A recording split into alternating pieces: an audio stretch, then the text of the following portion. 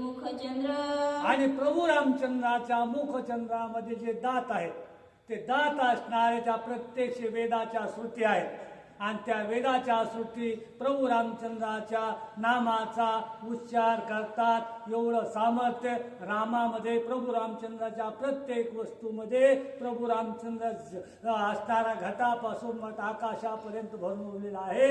असं प्रभू रामचंद्राचं स्वरूप. श्रीरामाचे निज निढळी सच्चिदानंद हेची त्रिवळी त्यांचे ललाट भाग्या लोकी सकळी नांदिजे. आणि या प्रभू रामचंद्राच्या कपाळावरती त्रिकुंड नावाचा गंध शोभामान दिसतो. त्याच भाग्यामुळं त्याच प्रभू रामचंद्रामुळं हे पूर्ण जगत असणारा प्रत्येकाच्या हृदयामध्ये भरून उरलेला असणारा प्रभू रामचंद्र आहे. प्रेम केशरा समेळा टिळक रेखिला पिवळा निर्धारू अक्षता निढळा राम प्रेमाळा पर्यंता. आणि प्रभू रामचंद्राच्या निर्धार निश्चयाचे बळ तुका म्हणे तिची फळ. जर निश्चय रूपाचा तुळा गंध केशरी असणारा त्या प्रभू रामचंद्राला कपाळ शोभामान दिसतो असा असणारा विश्वासाची मूर्ती प्रभू रामचंद्र आहे. आणि त्या प्रभू रामचंद्राचं वर्णन सांगतात. अहम मृग विंधिला निर्मल भेसी सोह काढून मृग नाभिसी तेही अर्पिला श्रीरामासी निजंगासी चर्चोनी. आणि कोणता मग मारला अहम मी आणि माझे मी आणि माझे हरपले जायाचे अंतकरण तोची संन्यासी जा निरंतर माऊली सांगतात. तशा पद्धती मी आणि माझं नाही असा एक रूप जो असणार प्रब्रह्म मूर्ती आहे असा तो प्रभू रामचंद्र. जन विजयी विवंचुन काळीला निज धार्या चंदना त्यांच्याही सुगंध काढून उद्धरतना श्रीराम. आणि प्रभू रामचंद्राला उठणं कोणतं लावलेलं जन आणि विजन प्रत्येकामध्ये भरून उरलेला असा माझा प्रभू रामचंद्र आहे. अशा प्रभू रामचंद्राचं वर्णन करू लागले.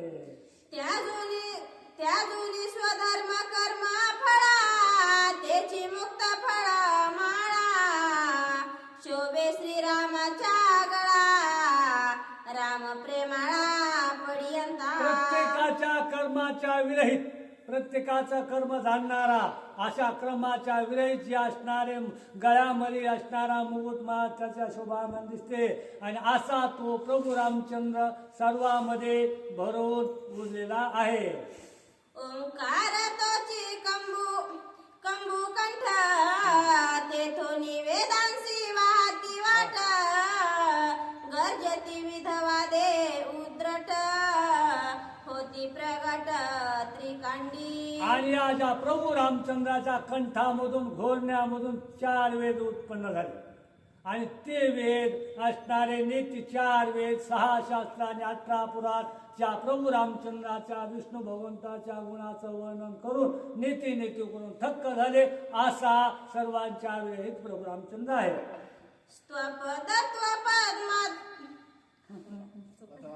काय म्हणतो बरोबर आहे.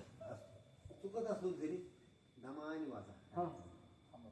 मी रामायण हृदय प्रगटी त्रिकांडित हृदय प्रगटी पदक संदोदित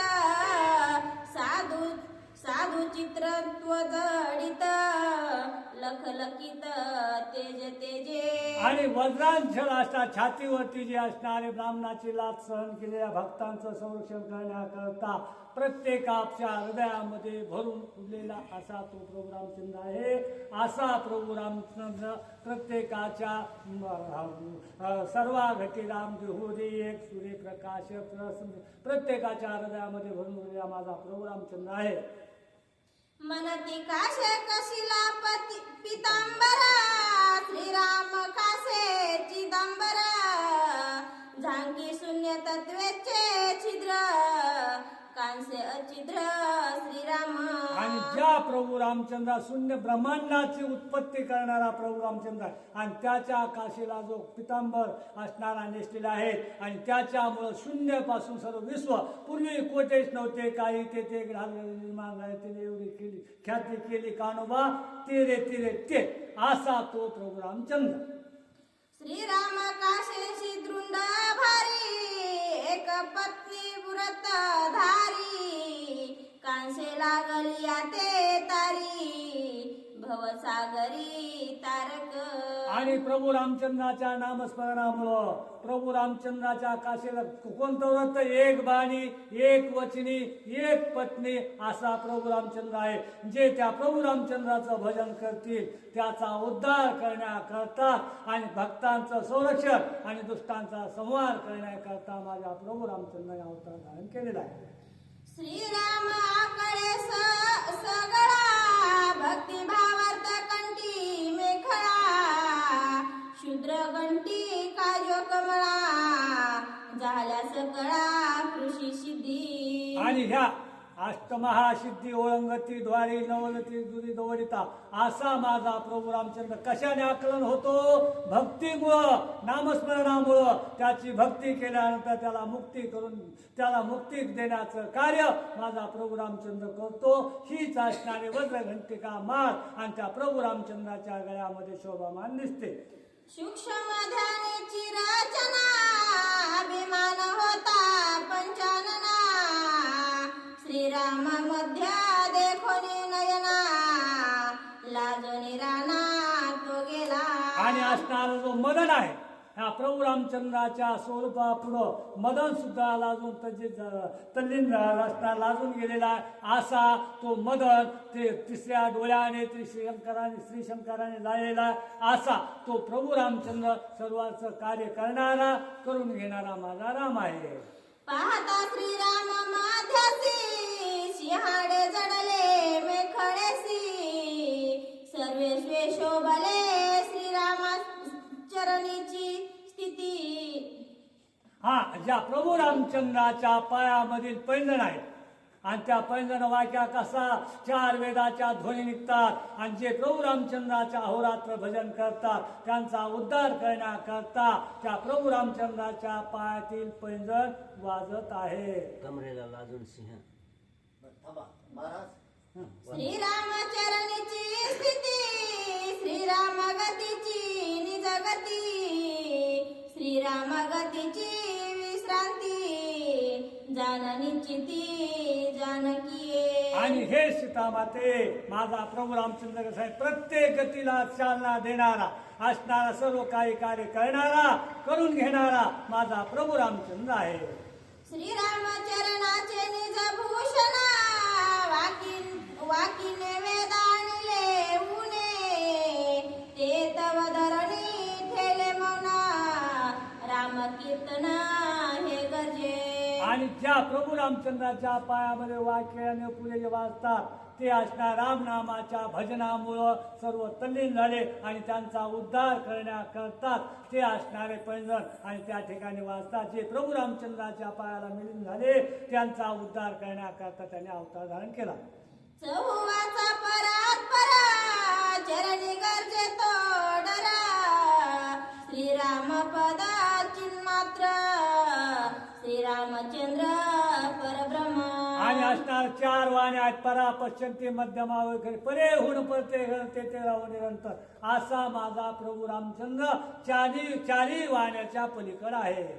लक्षिता श्रीरामाचे ठाणा त्यांशी ठेंगणे गगना पाहता श्रीरामाचे मना पडिले मौन श्रुती शास्त्र. आणि प्रभू रामचंद्राच्या नामस्मरणामुळं सर्व काही असणार गगन ठेंगण करण्याची ताकद एका रामनामामध्ये असा माझा प्रभू रामचंद्र सर्वांमध्ये श्रेष्ठ आहे असा हनुमंत आणि सीता माते समोर त्या प्रभू रामचंद्राच्या गुणानुवाद करतात.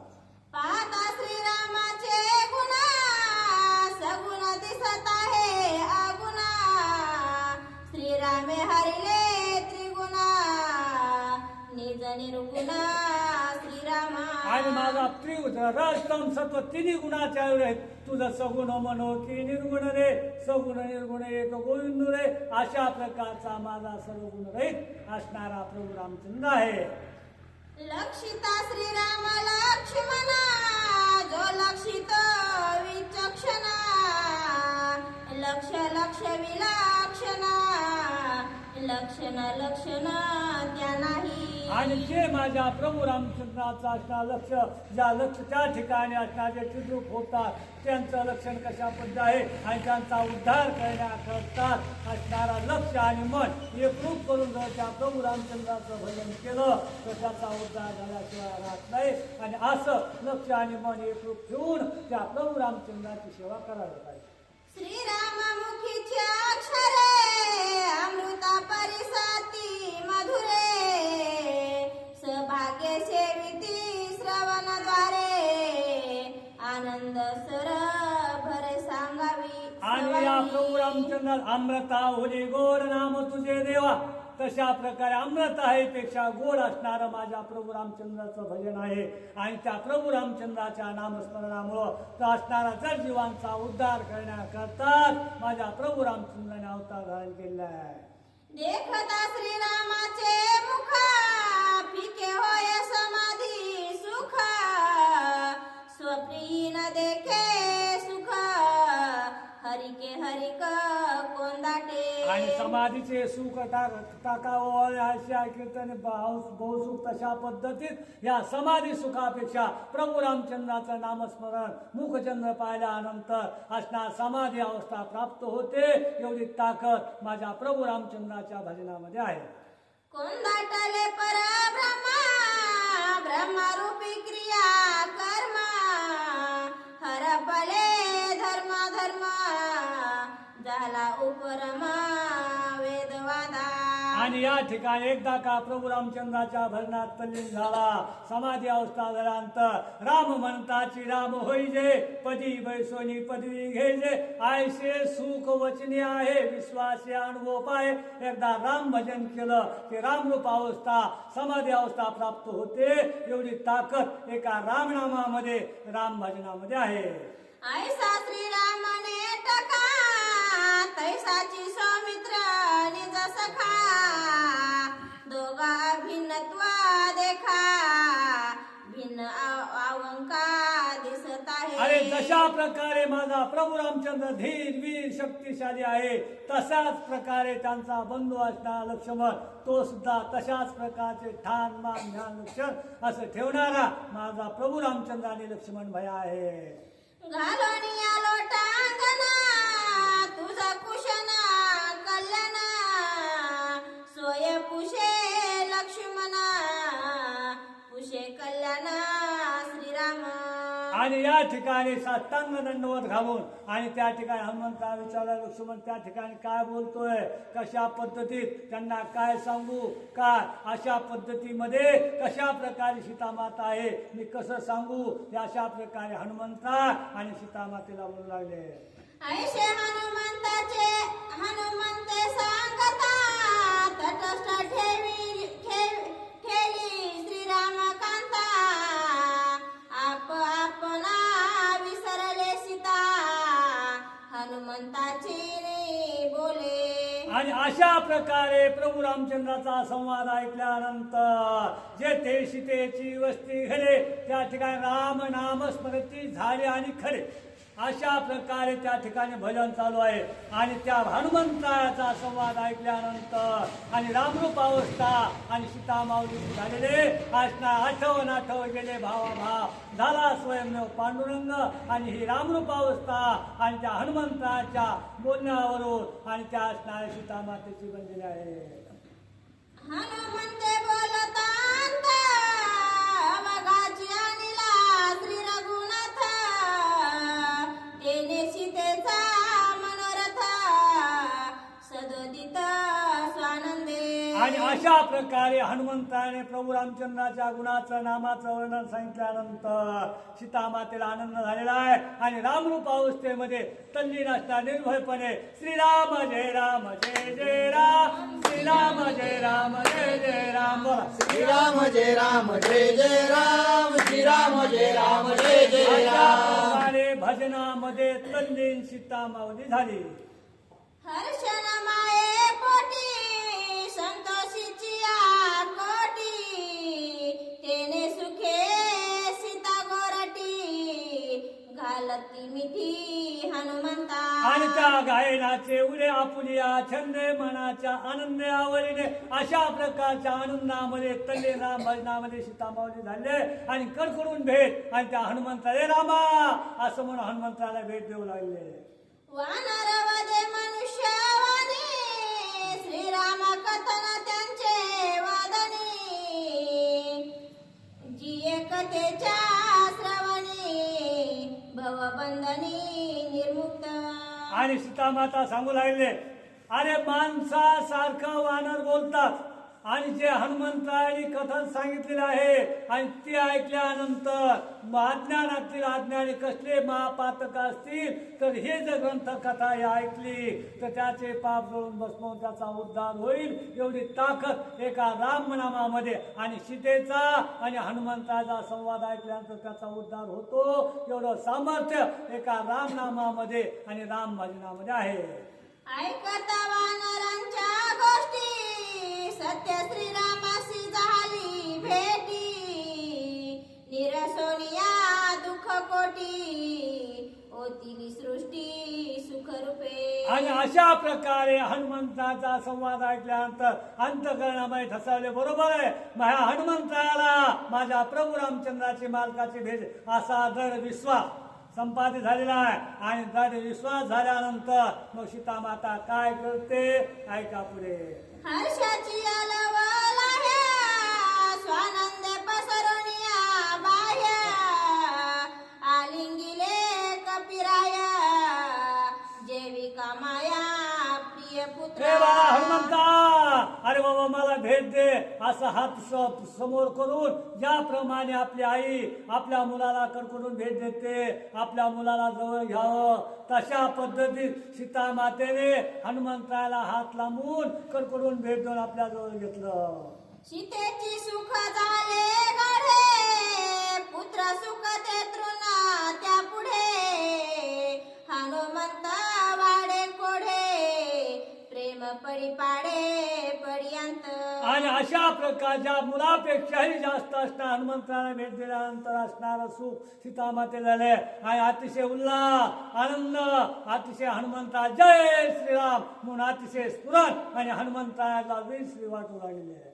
श्रीराम भरत लक्ष्मण धीरा दोघे सुख संपन्न वीरा हे ऐकताची उत्तर सुख अपार मज झाले. अरे माझा पती प्रभू रामचंद्र माझा आधी असणारा लक्ष्मण भया सुखरूप आहे असं ऐकल्यानंतर अतिशय आनंद असणारा सीता मातेला झालेला आहे. श्रीराम स्वरूपाची कथा जे वदलासी गा हनुमंता तेने सुखे ब्रह्म संयुजता नये तुकिता तुकासी. ए हनुमंता तुझी असणारी प्रभू रामचंद्राची कथा सांगितलीस ना त्या कथेमुळं सायुज्य पदाच्या मुक्तीच्या पुढचं सुख प्राप्त झालं आणि खरोखर हनुमंता तू किती श्रेष्ठ आहेस बाळा अशा प्रकारे सीता माता आणि त्या हनुमंताच्या गुणाचा गौरव आणि वर्णन करू लागले. श्रीराम कथा अनुवादना तुवा माझा केले सुख संपन्न तुझ मी वदेना वरदाना सावधान अवधारी. ए हनुमंता तू मला प्रभू रामचंद्राची कथा सांगितलीस ना बाबा म्हणून तुला मी एक वरदान देते. काय वर देते ते सावध चित्ताने वरदान. काय सीता माता देऊ लागले हनुमंताला सावध चित्ताने ऐका.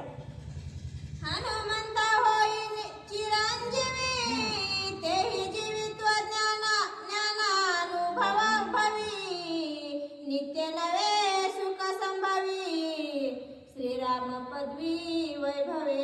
ए हनुमंता तू चिरंजीव हो जोपर्यंत चंद्र सूर्य आहेत तोपर्यंत हनुमंता तुझी कीर्ती प्रख्यात आहे. कशामुळं तर तू असणारा प्रभू रामचंद्राचा निश्चिम भक्त असणार आहेस म्हणून. अशा प्रकार चिरंजीव हो असा आशीर्वाद सीता मातेने हनुमंताला दिला.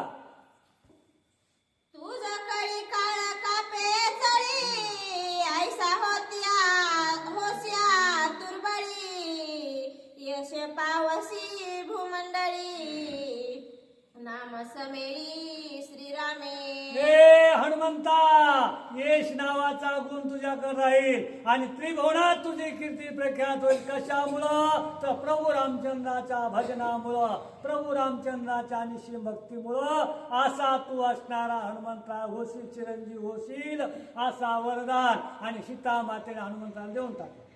निरसोनिया विज्ञाना श्रीराम भजने प्रबुद्ध प्रज्ञा ज्ञेय मुकले ज्ञानपणा श्रीराम स्मरणाचे निक अरे जे ज्ञाता ज्ञान, ध्येय ध्याता ध्यान, ह्या त्रिपुट्या, ह्या पूर्ण त्रिपुट्या कशा म्हणायच्या होतात? प्रभू रामचंद्राचं भजन केलं तर कसल्या प्रकारचा अहंकार, संशय आणि कसल्या प्रकारचं पाप शिल्लक राहत नाही. आणि एवढी ताकद एका राम भजनात आहे. आणि त्या रामनामामुळे हनुमंता तू चिरंजीव होशील असा आशीर्वाद देऊन त्या हनुमंताचं स्तवन आणि सीतामाता करू लागले. श्रीरामाची स्मरणी अपयशनी मे तक्षणी यशन माये त्रिभुवनी नाम स्मरणी प्रताप.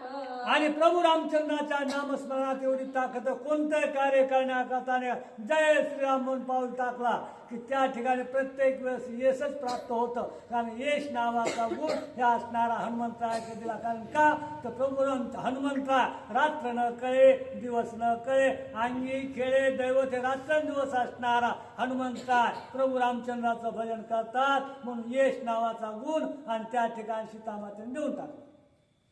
चिरंजीव सुखानुभवनी बळ प्रज्ञानी यशस्वी याहुनी तुझी अधिका पदवी देवी दानवी देखिजे. आणि हनुमंता तू चिरंजीव आणि यश नावाचा गुण आणि देव दानवामध्ये तुझी कीर्ती प्रख्यात होईल. अशा प्रकारे सीता मातेने हनुमंताला आशीर्वाद दिला. शतयोजन सिंधू घादा तुवा लंघिला जैसा गोप शब्द त्या पुढे कायसे माझे वरद प्रज्ञा प्रबुद्ध हनुमंत. हे हनुमंता, अरे तुला वरदान देण्याची सुद्धा माझी लायकी नाही रे.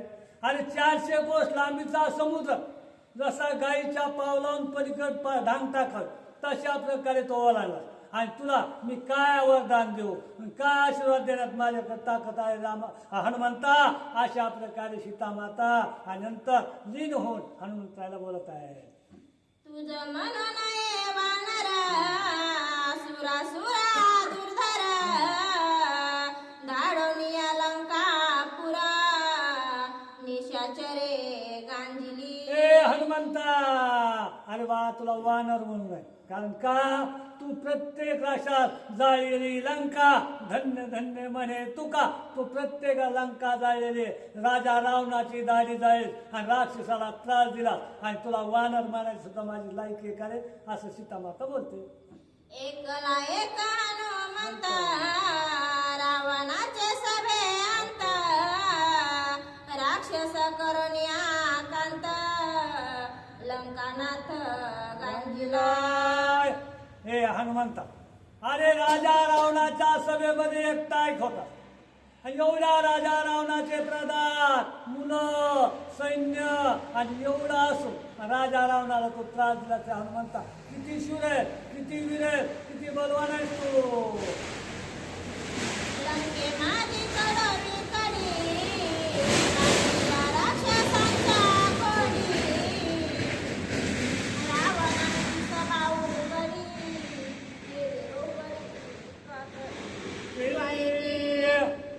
हे हनुमंता, तू असणार लंकेमध्ये कळ केली आणि असंख्य असणारे वनकर बनकर किंकर सर्व मारले.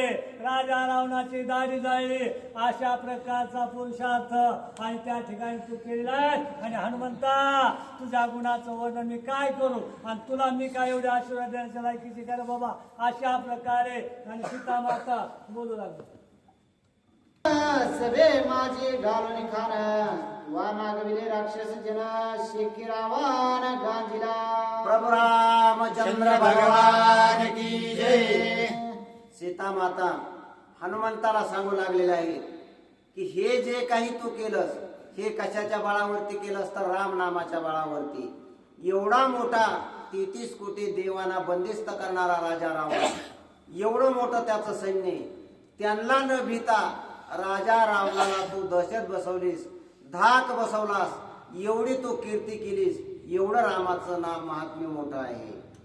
एवढा करिता कांत येथे आला हनुमंत. नाही कळले लंक्यात ऐसा समर्थ तू एक. लंकेमध्ये जाऊन हनुमंताने काय काय केलं ही सगळी माहिती सीता मातेने पुन्हा हनुमंताला सांगितली आणि सांगितलं की हनुमंता एवढा मोठा तू आकांत या लंकेमध्ये येऊन केलास, इतके हे राक्षस त्रस्त केलेस, राजा रावणाला सुद्धा समोर मरण दिसावं इतकी त्याची विचित्र अवस्था करून टाकलीस. पण ते सुद्धा कुणालाही न कळता म्हणजे कशाचाही कशाला पत्ता न लागता तू एवढं मोठं कार्य केलेलं आहेस. ऐसा प्रतापी शिरोमणे पावलासे अशोक वने. तुची जनक तुची जनने राम घेऊन शीघ्र यावे. राजा रावणाचं जे अशोकवन आहे हे राजा रावणाचं अशोकवन म्हणजे आनंदवन चैत्रवनाच्या बरोबरीचं आहे. जे भगवान शंकराच्या कैलास पर्वतावरती आनंदवन नावाचं वन आहे त्या वनाची बरोबरी करणारं अशोकवन राजा रावणानं निर्माण केलं होतं. त्या अशोकवनामध्ये रावणाच्या परस्परातील फुलावर सुद्धा भुंग्याला बसण्याचा अधिकार नव्हता. इतकी दहशत इतकी त्या ठिकाणी राजा रावणाची दहशत होती. त्या ठिकाणी हा हनुमंत गेलेला आहे आणि अशोकवनामध्ये जाऊन कोणालाही न भीता कुणाच्याही धाकाची पर्वा न करता हनुमंता तू या ठिकाणी आलेला आहे. तुझे होनी आदासे तुझे चरण झाडी नकीशे. शीघ्रानावे श्रीरामासे मनोनी पायासे लागले. अशक्य अशा प्रकारचं कार्य हनुमंता तू केलेलं आहेस. एवढं मोठं जर तू कार्य करत असशील तर तुझ्याकडे काहीही करून दाखवण्याची शक्ती आहे. हनुमंता तूच माझी आई आहेस आणि तूच माझा बाप आहेस. या ठिकाणी आता तुझ्याशिवाय मला कोणीही नाही. हनुमंता आता एक मात्र तुझ्यावरती माझा विश्वास आहे. तूच माझी आणि रामाची परत एकदा भेट घडवून देऊ शकतोस. लक्ष्मणाची आणि माझी पुन्हा एकदा भेट घालून देऊ शकतोस. एवढं तुझ्यामध्ये सामर्थ्य हनुमंता आहे. अशा प्रकारे सीता हनुमंताची स्तुती करू लागलेली आहे. आले हनुमंतासी स्फुरण व्यर्थ कशाला करीसी रुदन. वेगे दे या पुले कोण श्री रघुनंदन आनावया. हे सगळं सांगत असताना सीता माता रडत आहे. डोळ्यामधून त्यांच्या घळघळा अश्रू वाहत आहे. जे काही राजा रावणाच्या तावडीमध्ये सीता सापडलेली आहे, जसं पारध्याच्या हातामध्ये हरिण सापडावं आणि त्या हरिणाची अवस्था व्हावी अशी अवस्था त्या सीता मातेची आहे. सीता मातेचं सगळं दुःख हनुमंताला तिच्या डोळ्यामधून निघणाऱ्या पाण्यामध्ये दिसत आहे.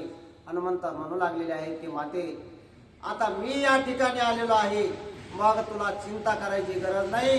मी निश्चितच रामाची आणि सीतेची पुन्हा भेट घडवून आणली. तुझ मी आणली खून मुद्रा तेने तोड की शिवानरा. खून देई श्रीरामचंद्र सत्य कपिंद्रा मानावया. माते आता तुला दुःख करण्याची गरज नाही. तुझ्या दुःखाची वेळ संपत आलेली आहे. आता तू आनंदाने या ठिकाणी राहा.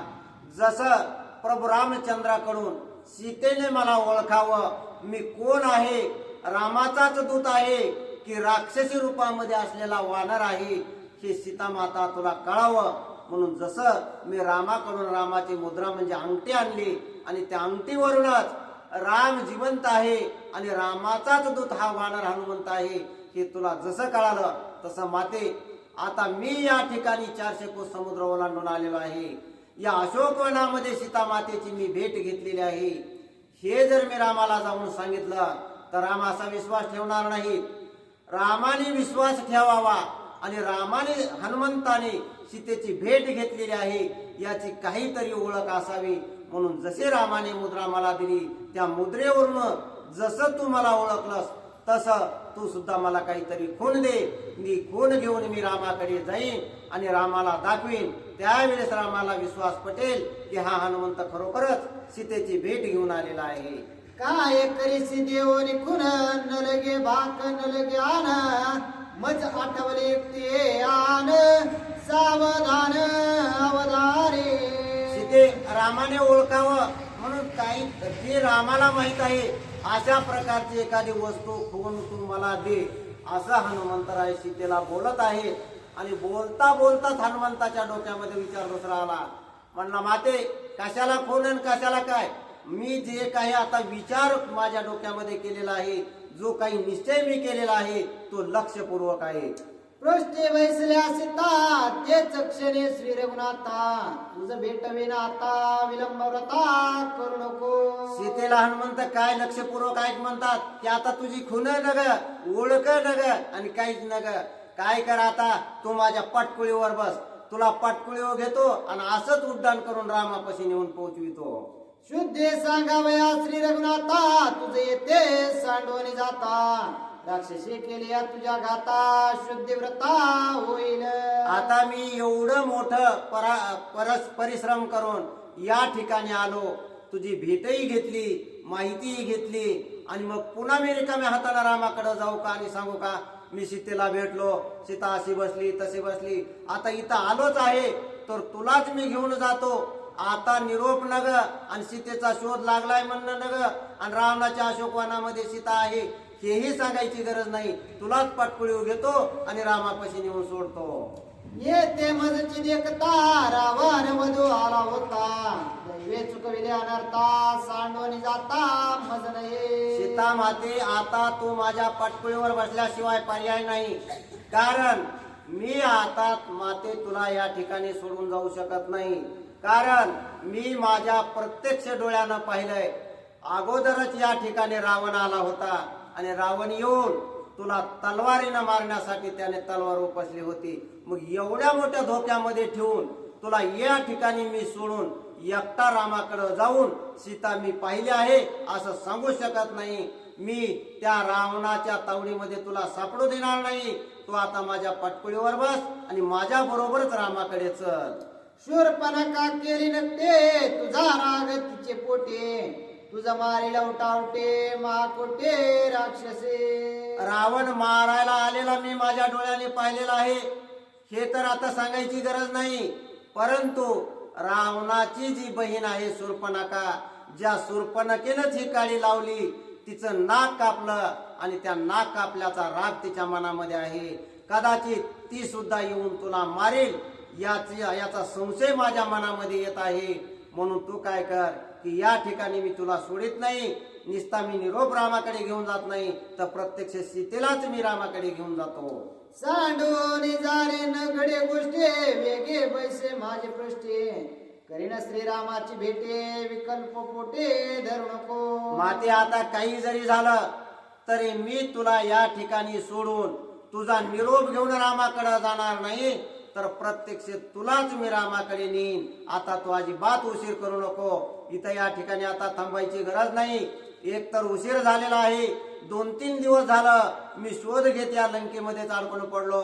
तिकडं राम लक्ष्मण वानरसेना चिंता करीत असतील मग त्यांना जास्त विचार करायला किंवा चिंता करायलाही लागू नये. म्हणून तू ताबडतोब माझ्या पाठीवरती बस आणि ताबडतोब आता मी या ठिकाणावरून तुला घेऊन जातो.